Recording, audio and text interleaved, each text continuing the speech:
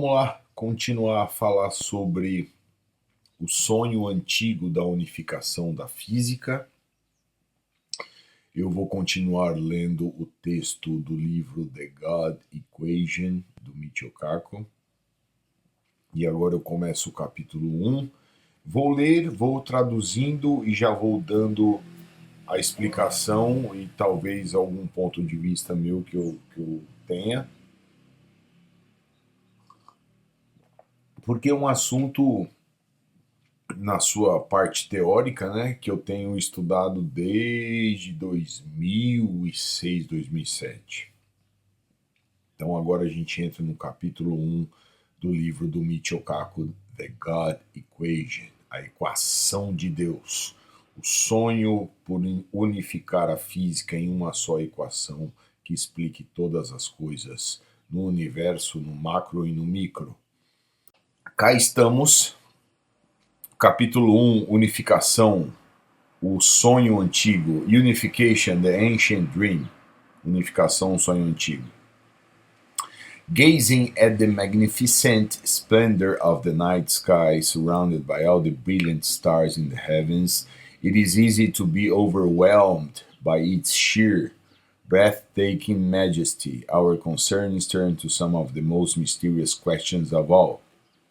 Então, o Michio Kaku começa no primeiro parágrafo, dizendo que que a gente olha para o esplendor do céu à noite e a gente fica maravilhado com o céu estrelado de estrelas. Isso enche a gente de uma sensação assim de uau, né? O que a gente está fazendo aqui nesse universo? Então, existem as questões misteriosas sobre o universo que os físicos querem desvendar.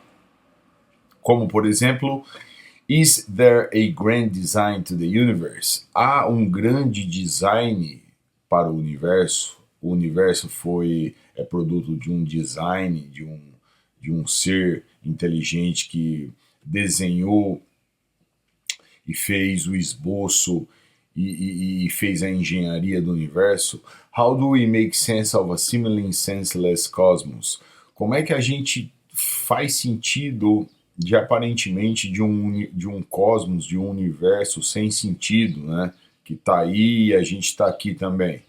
Is there a rhyme and reason to our existence or is it all pointless? Outra pergunta. Tem uma rima, uma razão para a nossa existência? Ou é tudo sem sentido, cara? Entendeu? I am reminded of the poem. I'm reminded of the poem. Deixa eu mudar isso aqui, pera aí. Como é que eu mudo isso? Quero mudar aqui Não é aqui que eu mudo. Aqui, pronto. I'm reminded of the poem by Stephen Crane. A man said to the universe... aqui não mudou já. Bom, só marquei. Desmarca isso. Puta merda. Como é que desmarca isso agora?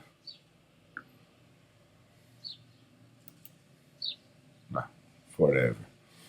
A man said to the universe, Sir, I exist. Um homem disse ao universo, um poema de Stephen Crane. Senhor, eu existo, dizendo ao universo. However, replied the universe. O universo respondeu a este homem. The fact has not created in me a sense of obligation. Então o cara pergunta para o universo, Senhor Universo, eu existo? O cara diz para o universo. Aí o universo responde, bom, o fato que... Esse fato de você ter dito a mim que você existe não cria em mim um senso de obrigação perante você, ou seja, o universo é indiferente. The Greeks were among the first to make serious attempts to sort through the chaos of the world around us. Os gregos estavam entre os primeiros que faziam tentativas sérias através, né, do caos do mundo, né, ao redor da gente.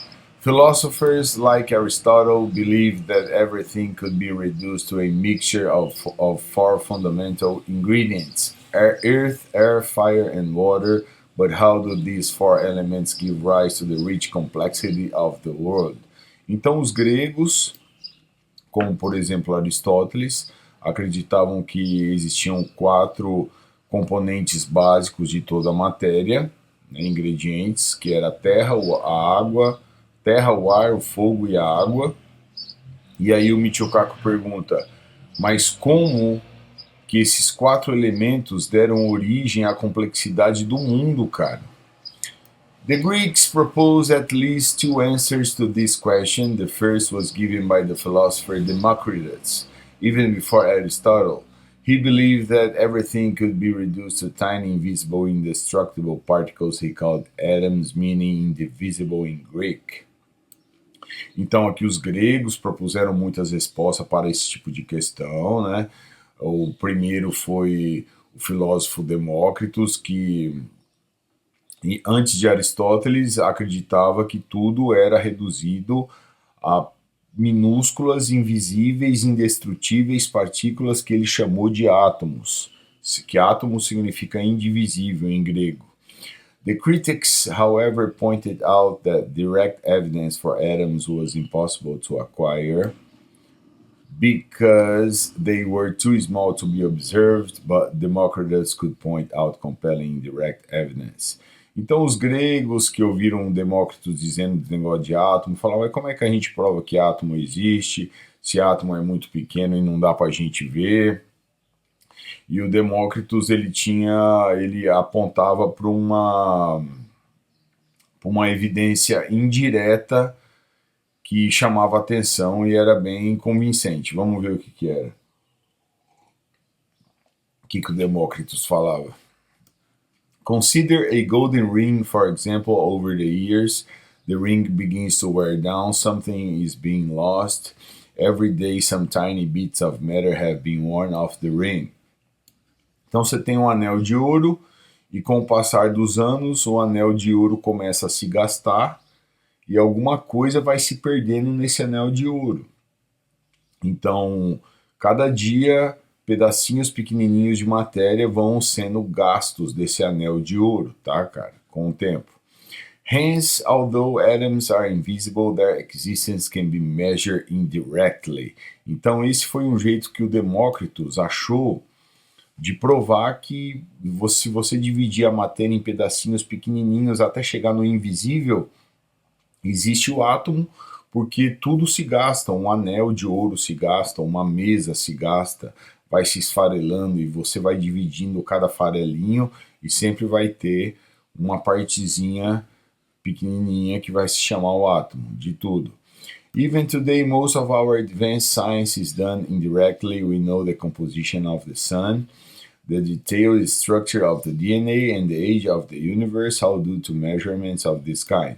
Então, o Michio Kaku está dizendo que, na maioria das vezes, a ciência avançada é feita indiretamente também, que nós sabemos a composição do Sol, a estrutura detalhada do DNA e a idade do universo.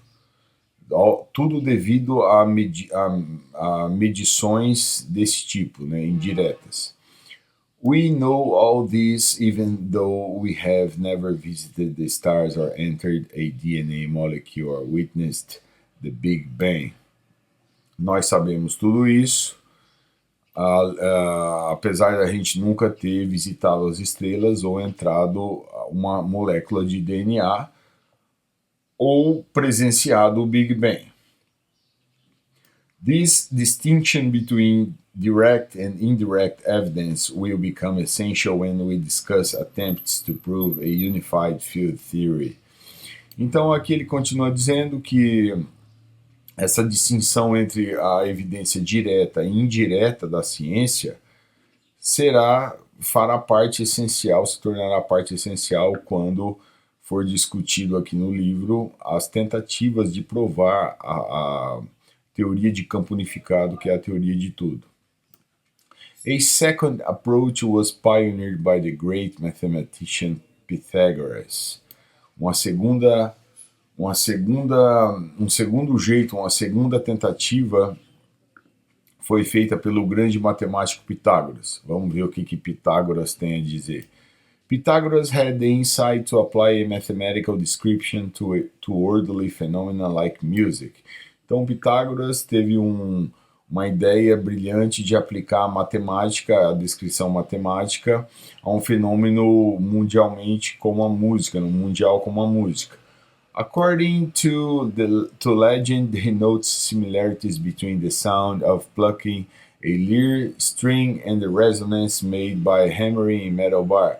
Então, Pitágoras, ele percebeu a similaridade entre o som de você tocar uma lira, uma corda de uma lira, e as ressonâncias feitas por uma martelada, né?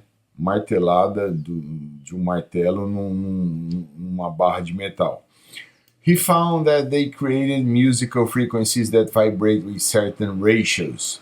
Então ele começou a estudar a frequência musical que vibrava em certos ratios. Deixa eu pegar a tradução dessa palavra ratio aqui, que essa palavra aqui é meio técnica. Proporção, né? Frequências que se vibravam em certas proporções. So, something as aesthetically pleasing as music has its origin in the mathematics of resonance. Então, a música, uma coisa esteticamente prazerosa, tem as suas origens nas ressonâncias na matemática de ressonâncias. This, he thought, might show that diversity of the objects we see around us must obey these same mathematical rules. Então, o Pitágoras chegou à conclusão que essa ressonância de frequência de musical, ela é uma diversidade, nas diversidades de objetos que nós vemos ao redor da gente, obedecem certas regras matemáticas, entendeu? Que música é matemática. So at least two great theories of our world emerged from ancient Greece. Duas grandes teorias emergiram da Grécia Antiga. The idea that everything consists of invisible and indestructible atoms, and the diversity of nature can be described by the mathematics of vibrations. Então aqui, voltando a Demócritos e Aristóteles, nós tínhamos a ideia de que tudo consistia de átomos indivisíveis e indestrutíveis. E Pitágoras que dizia que a diversidade da natureza poderia ser descrita através de matemáticas de vibrações, tá? Unfortunately, with the collapse of classical civilization, these philosophical discussions and debates were lost. The concept that there could be a paradigm explaining the universe was forgotten for almost 1,000 years. Então aqui está dizendo que com o colapso da civilização clássica dos filósofos gregos, né, essas discussões e debates filosóficos foram perdidos. O conceito de que poderia ter um paradigma explicando o universo foi esquecido por quase 1000 anos, cara. Darkness spread all over the Western world and scientific inquiry was largely replaced by belief in superstition, magic and sorcery. Então aqui provavelmente ele está falando da Idade Média, quando a Idade Média esqueceu todo o conhecimento dos gregos e da filosofia.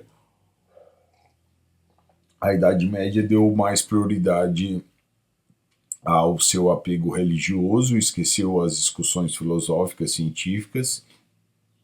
Então, a civilização ocidental, ela esqueceu um pouco essa busca da ciência, da filosofia, pela natureza da realidade, do mundo, né? Enfim. E aí a busca científica foi... Michio Kaku está dizendo que foi trocada pela crença em superstição, mágica e sorcery, tá? Então é isso.